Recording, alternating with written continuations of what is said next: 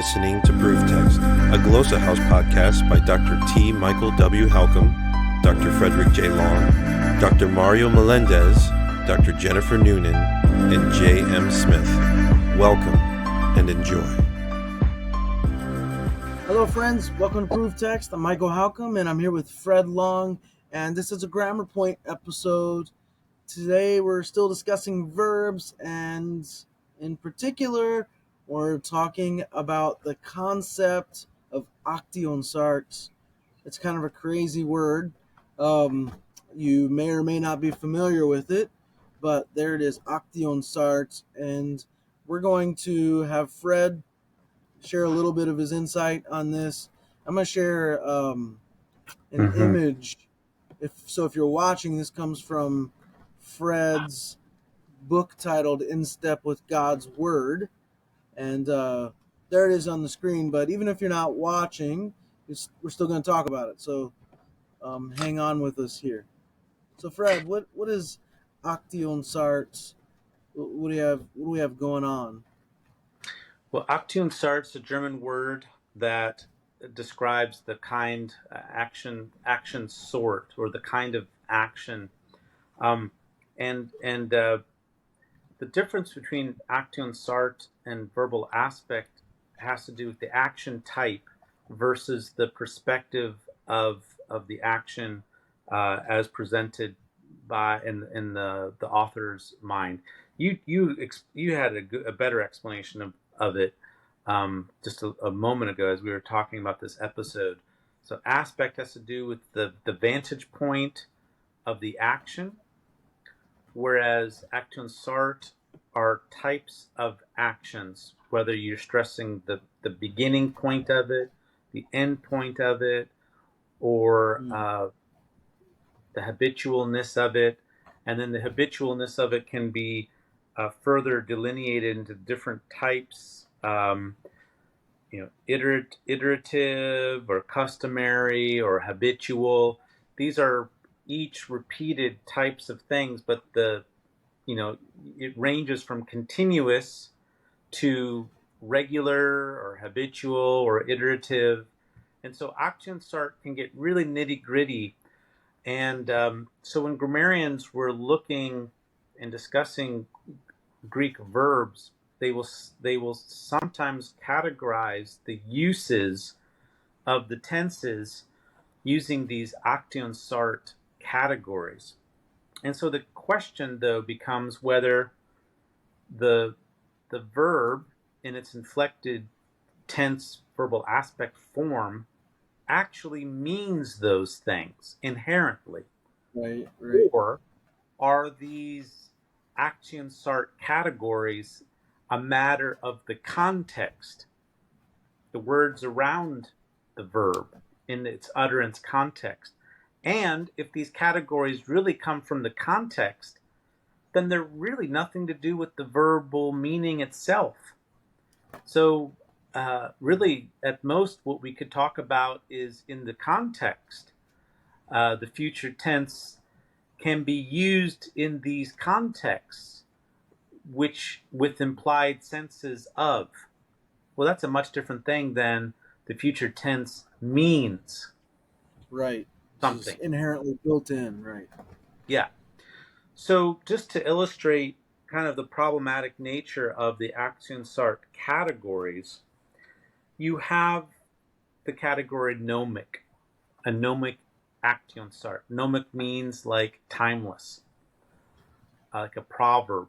You have a gnomic present, you've got a gnomic future, you have a gnomic aorist usage, you have a gnomic perfect tense usage.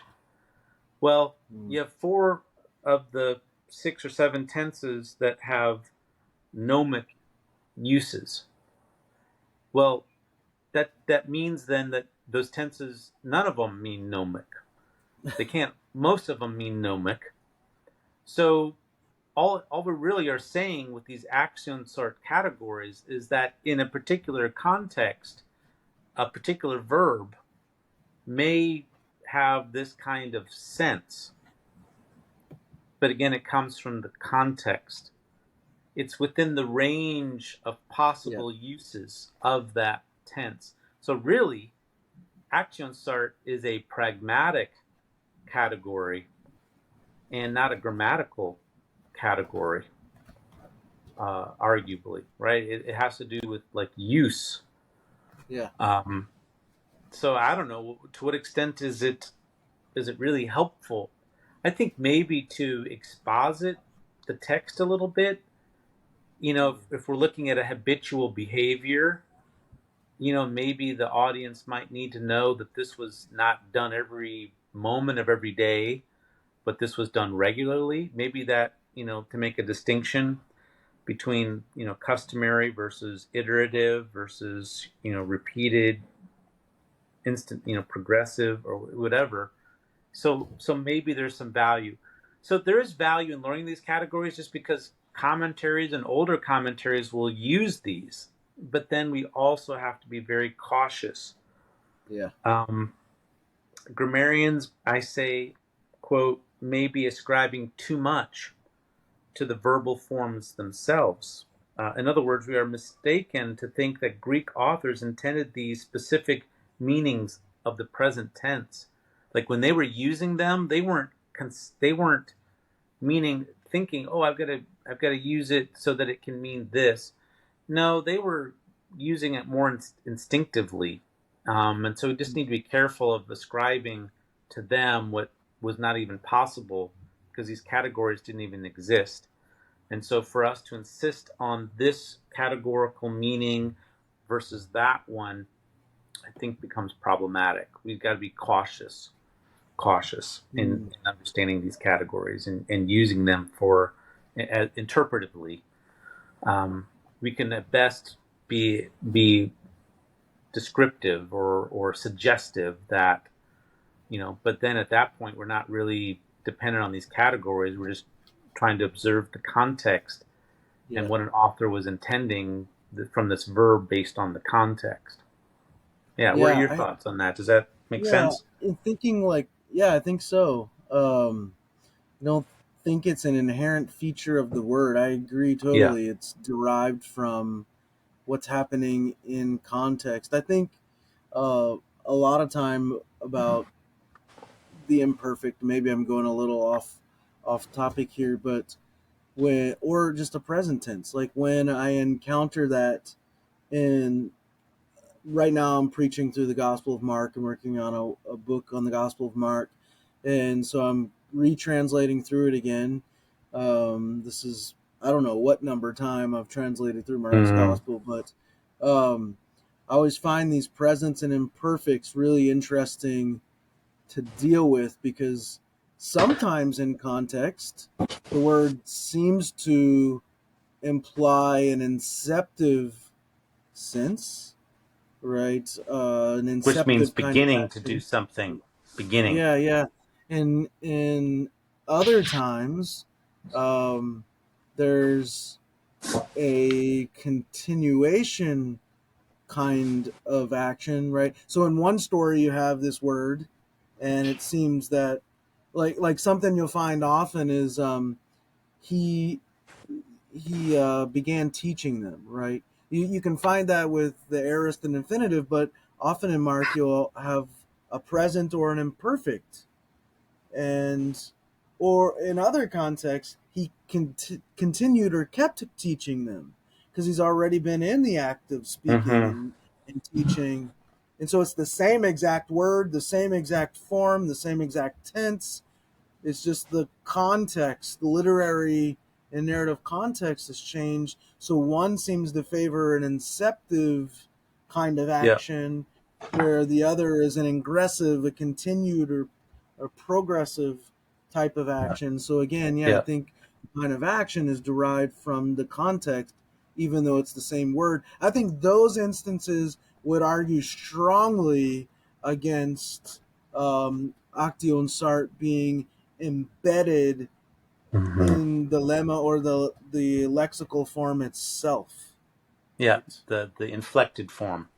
The lemma is the lexical word versus the inflected grammatical form in context. In the inflected form itself, or even in the lexical form itself. Yeah. I don't Yeah. think it's necessarily embedded or inherent to it. Yeah. So I think it might be that some words entail some Aktionsart, but I have to think through. Like in English, some words, some verbs entail like an ongoing kind of activity. But I'd have to. there are some. Well, like the example I gave, where you have a form of arch, like with the infinitive, he began to teach, right? Like it's Mhm. spelled out clearly in that construction, like he's beginning something or something inceptive going on here. But yeah, I don't know. Maybe there are certain forms, but overall, I think the previous point I was making would argue strongly against. Well, for example, Um, to achieve has that end. It profiles the end of something. Um, to begin profiles the start of it. So I think there mm, are some things construed in the lexical form, uh, but it depends. It depends on the verb. But I do think there are some, and we have to go case by case though. That's the thing, case by yeah, case, and then make that. Um, Yeah. So do you think it's I remember struggling with you how to render some of these imperfect. I liked what we came up with, kept doing something or yeah, continued doing something. And that'd be a contextual implicature, yes, implied context of a reader, an audience encountering that imperfect would know, well, earlier Jesus was doing this, so this means that he now is continuing to do it. Or exactly. if he hasn't done it yet, I think sometimes we might have translated he started teaching Yeah, yeah, or he began teaching. Well, if he hasn't been teaching prior and then all of a sudden you have the imperfect right, tense was teaching, presumably he began teaching. But right. these are Yeah, I think contextual implicated. exactly. Yeah, yeah. So that's my 2 cents on that. Yeah, Yeah. Well, when I learned intermediate grammar, like I had to memorize all those action sort categories. But now you don't have to. yeah. Well, there you go. I mean, I feel like uh, there was a season in which Greek grammarians were category crazy, and Mm-hmm. there was like this category mania Yeah. going Yeah. on, and I I think there's been a drastic pullback Yeah. from that, and a lot of critique of that sort of thing, and uh, unfortunately, Dan Wallace has been perhaps the chief target Yeah. in that assault, although he's produced some really helpful and great Oh work. yeah. Uh, He's a great guy. I mean, offering, yeah, he is offering some approachable, corrective.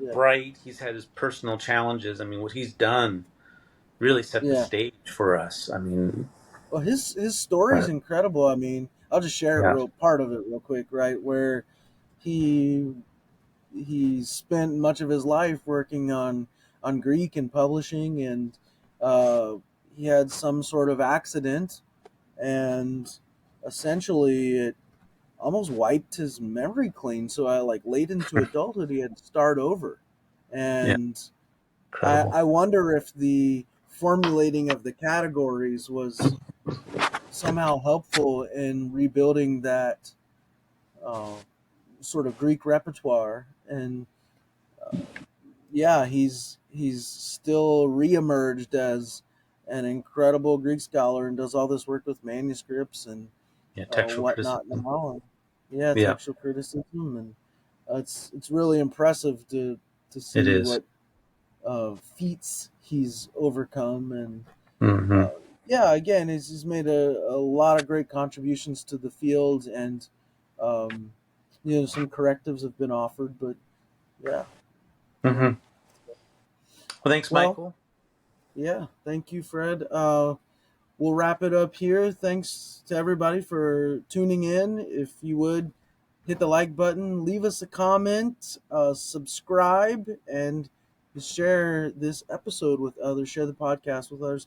We'd really appreciate it. That's all for now. Hope that helps. Interested in growing your ancient language skills but not sure where to start? Glosshouse can help. From illustrated readers and short stories to lexicons and grammars, Glosshouse offers a variety of resources for beginning, intermediate, and experienced ancient language learners. Head to glosshouse.com today. Glosshouse, language resources for the global community.